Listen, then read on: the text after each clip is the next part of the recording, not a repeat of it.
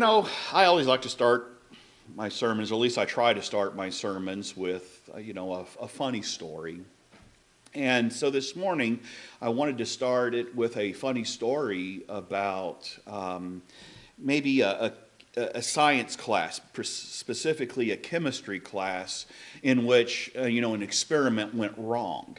And of course, where do you find those? You go online, and so you start searching.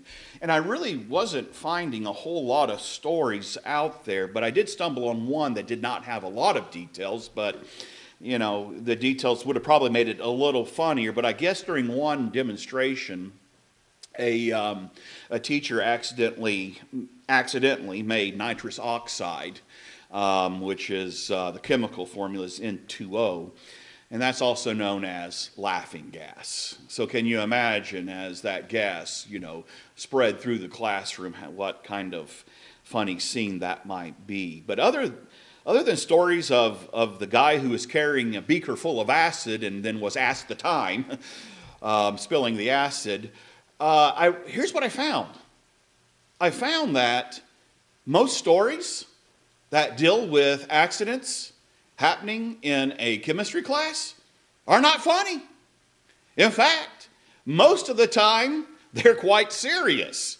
Explosions happen. People get burned. And so I guess the subject of high school or even college chemistry experiments going bad is not a funny subject.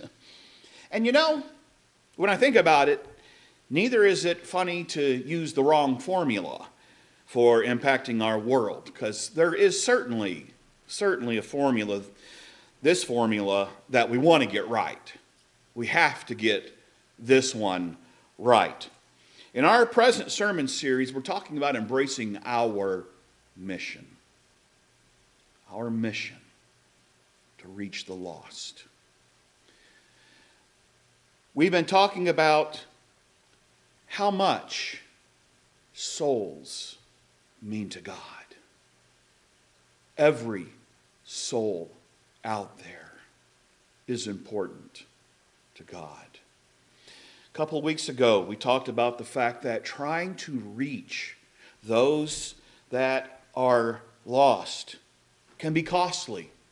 It can require and will require time and effort, preparation, and even the potential for rejection and possibly persecution. But we decided that the benefits far outweigh the cost.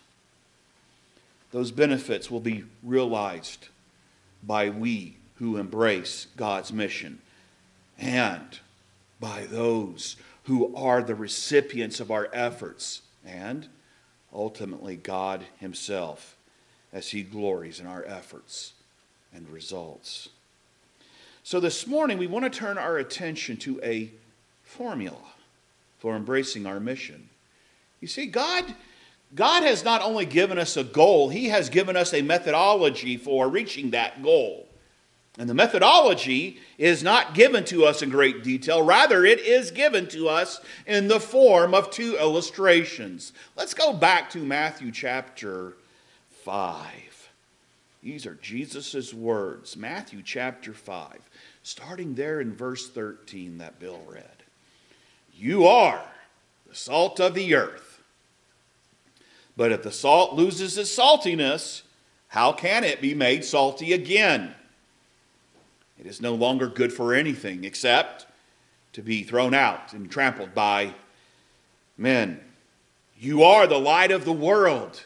A city on a hill cannot be hidden. Neither do people light a lamp and put it under a bowl.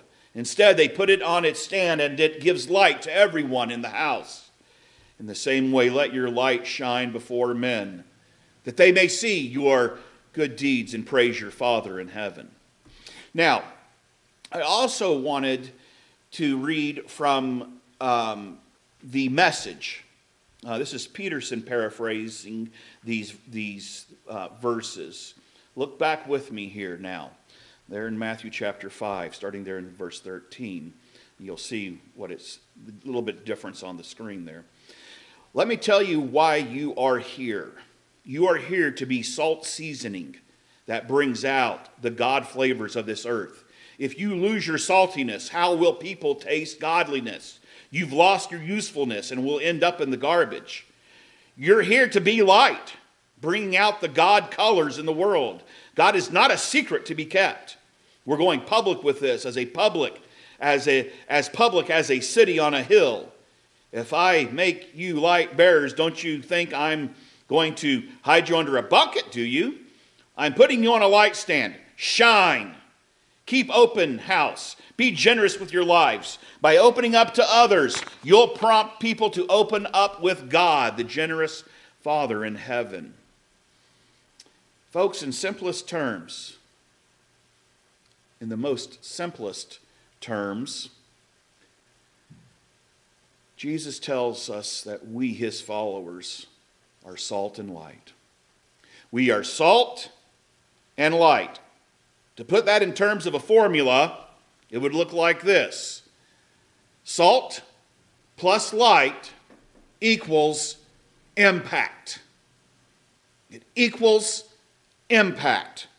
Why would Jesus choose those two metaphors to describe our mission? First, I believe they are so common and universal that everyone understands salt and light. And second, they are simply perfect and lasting illustrations. So let's look first. Let's look at the lesson from salt. So what can we learn from salt? What does salt do that is so important? Well, first of all, salt spices things up.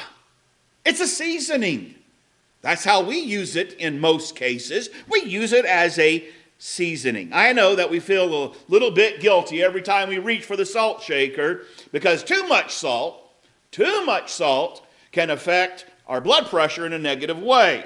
But who wants to eat a nice ear of sweet corn without butter and salt? Or a nice, ripe, homegrown tomato without salt? How about unsalted peanuts? Not a big fan of it. How about unsalted crackers? No, not a big fan. Salt is a wonderful seasoning that enhances the flavor of all kinds of foods. What else does salt do? Well, salt actually makes us thirsty. I'm told that's why bars, they'll serve salty pretzels and salty peanuts. Why? So that you'll drink more. It makes you thirsty. What else does salt do? Well, perhaps most importantly, it preserves. Now, back in Jesus' day, they didn't have Frigidaires. Okay? They did not have a way to keep foods cold so that they would not spoil. What did you use to prevent foods from spoiling? You used salt. Certain meats could be preserved for long periods of time if they were carefully packaged in salt. So, these are the things that salt does. It stimulates thirst, it adds flavor, it holds back decay. Now, which of these do you think Jesus had in mind when he looked at his followers and said, "You are the salt of the earth"? The most truthful answer is, I don't know that we know. I'm not 100% sure that we truly know which one of these Jesus was referring to. I mean, he could have had in mind any of them or all of them, if you think about it. Certainly, when we are living a life in tune with God-filled purpose, peace and joy, this often creates a spiritual thirst in the people around us. Certainly, when we Christians live out our lives with integrity and boldness, we are putting a little zing into the lives of those around us. We can really spice things up.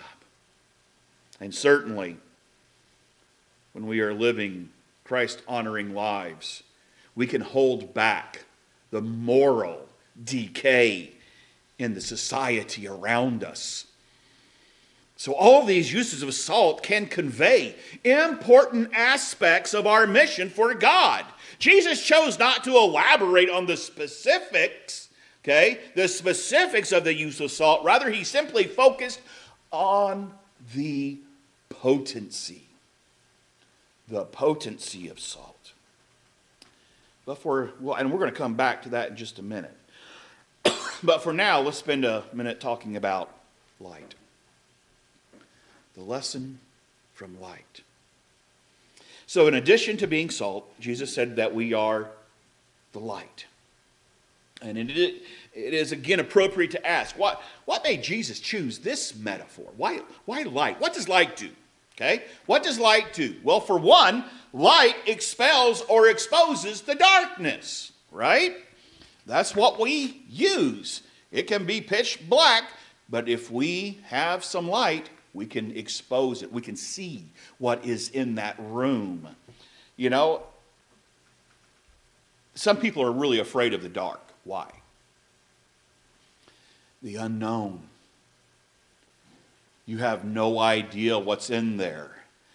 And some people, their imagination starts to run wild with them. It's like suddenly every little sound, it's like, what is that? But what happens when you turn on the light? It all changes. The darkness disappears. And now you can see, there is no unknown. So what else does light do? Well, light also serves as a guide. You know, I've started to enjoy flying a lot more than I used to. Used to hate it. But the last few times that I've flown, I've kind of enjoyed it. And I'll tell you, seeing all those lights from above, if you fly at night and you look down and you see all of those lights when you fly over, say, a city, it's beautiful. But something that is amazing is the way the runway lights will stand out. If you've ever come in, again, at night, coming into an airport, boy, those runway lights stand out so vividly from all the other lights. It guides the pilot in so that they can safely land that plane. So which of these lights, these uses of light, did Jesus have in mind? Again, to be honest, we're not 100% sure. At least I'm not. But the fact is, both are wonderful examples. Both are wonderful examples of what we should be as light in this world. Part of our role as Christians is to expel and expose the darkness by shining forth God's light, by reflecting that light to a dark world. And certainly, as lights to the world, we act as guides to others straight to the Lord, so that one of these days, hopefully, they will have a safe landing in heaven above. But again, we notice that Jesus did not elaborate on all the applications of us being light. We do notice, however, is that Jesus is focused on the issue. In this case, proximity. So if we look at it from that perspective, potency of salt and proximity of light. The point that Jesus was trying to make about salt was that for salt to have its maximum impact, it must have high potency. Again, go back to Matthew chapter 5. You are the salt of the earth. But if the salt loses its saltiness, how can it be made salty again? It is no longer good for anything except to be thrown out and trampled by men. Now, what did Jesus mean? Now, obviously, in Jesus' day, salt was not refined like it is today. It was collected, in a lot of cases, from around the Dead Sea, where the crystals were often mixed with other minerals. Since the actual salt was more soluble than the other impurities, rain could wash out the salt. And what was left? It looked like salt, but folks, it wasn't. It was now without saltiness, and therefore, it's not worth anything. In the same way, folks, we Christians must not lose our saltiness. Our potency must remain high. Our high potency comes from our close connection to God and God's people. That close connection comes from our regular spiritual practices of study and service. Our high potency also comes as we reflect the character and values of God. Very sadly, though, very sadly, many Christians have lost their saltiness. George Barna, statistician and an author, he said this. His research said this. It says the average Christian and the average church is almost indistinguishable from the rest of society. The fundamental moral and ethical difference that Christ can make in how we live is missing.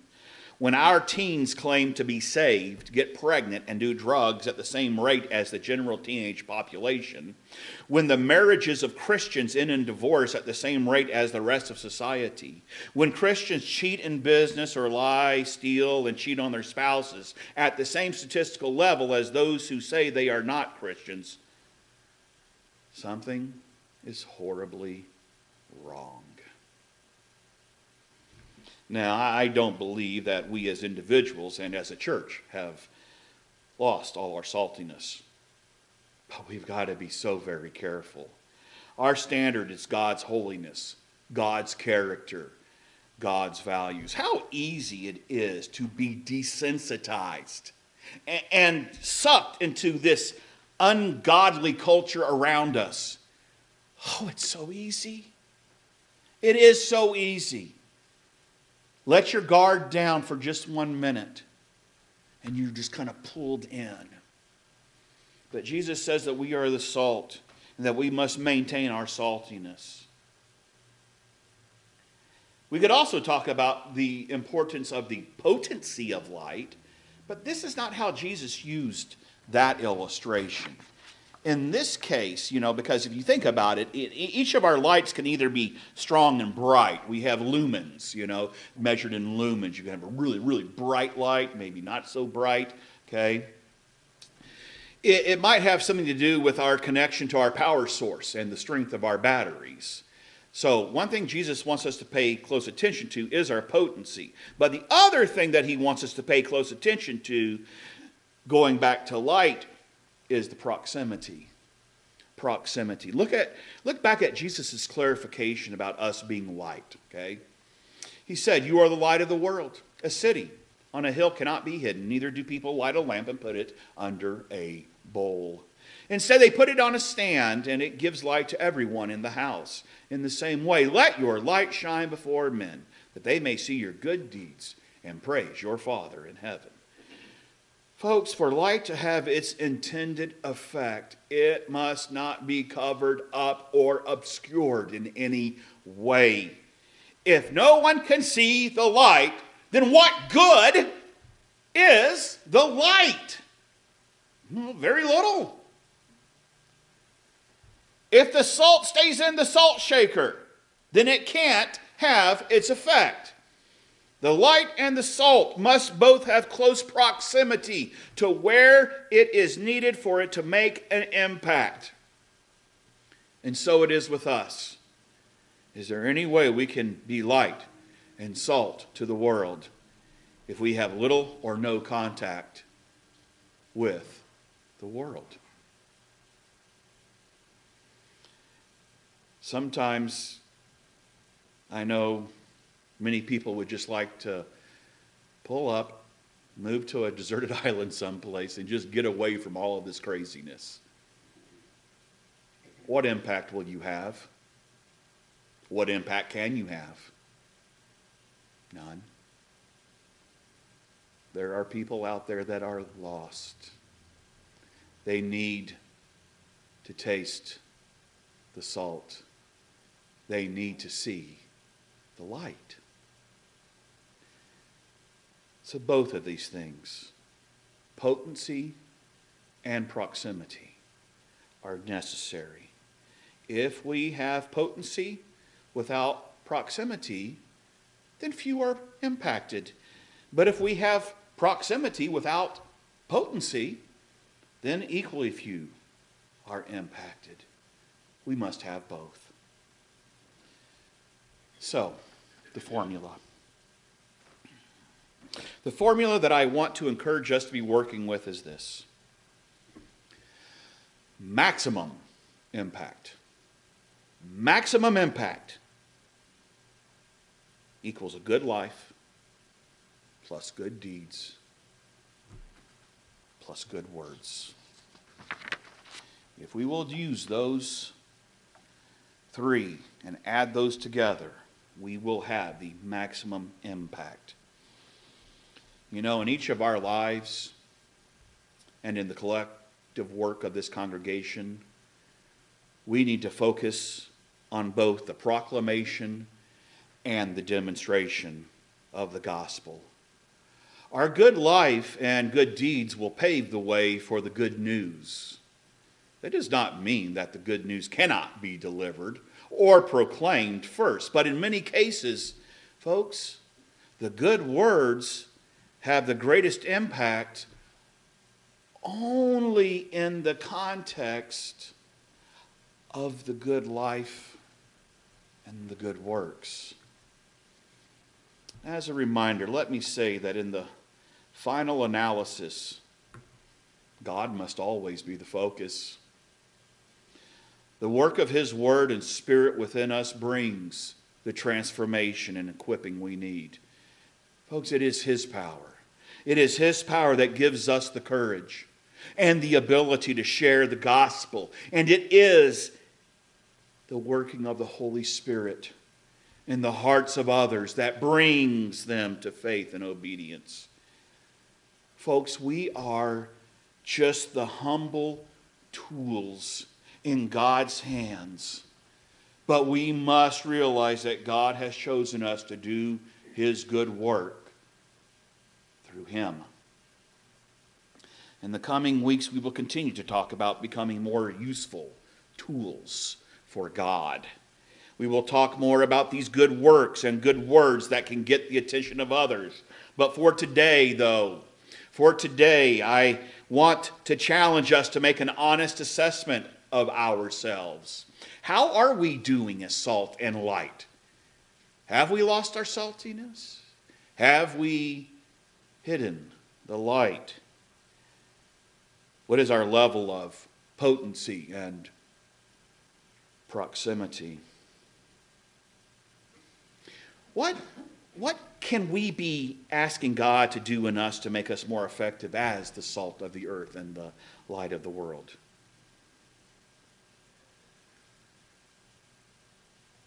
That last sentence right there is what it's all about. In the end, may the glory and praise be given to God. That will happen if we are the salt and the light. This morning we'll have our invitation. If there is anything that anyone needs or anyone has a desire for that we as a congregation can assist you with, we just ask that you come forward as we stand and sing our invitation song.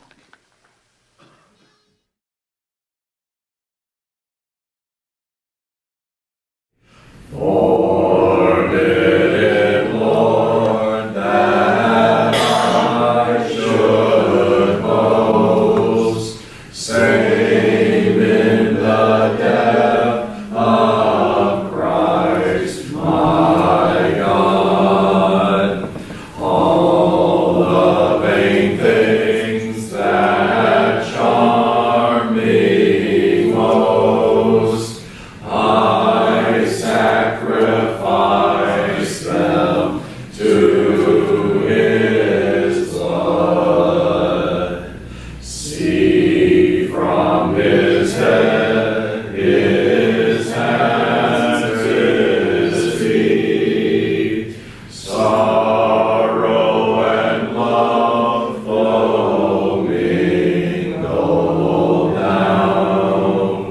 Did e'er such love and sorrow meet, or thorns compose so rich a crown?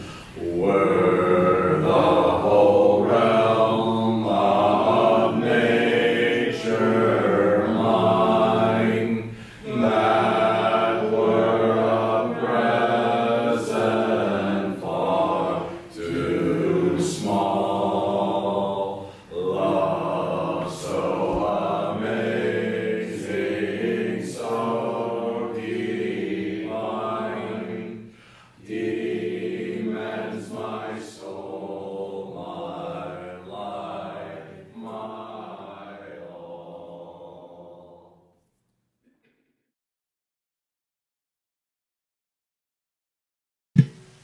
And continuing with the silent prayer. Again, let's each one silently thank God for what this bread means to us. Let's pray.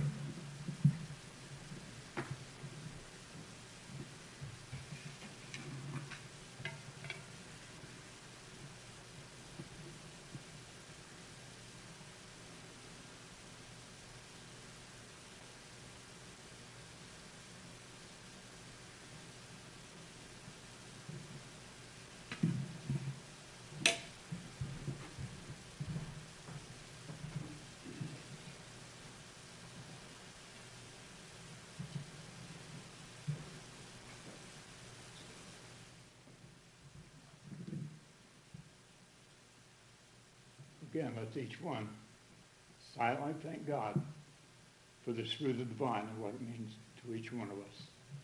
Let's pray.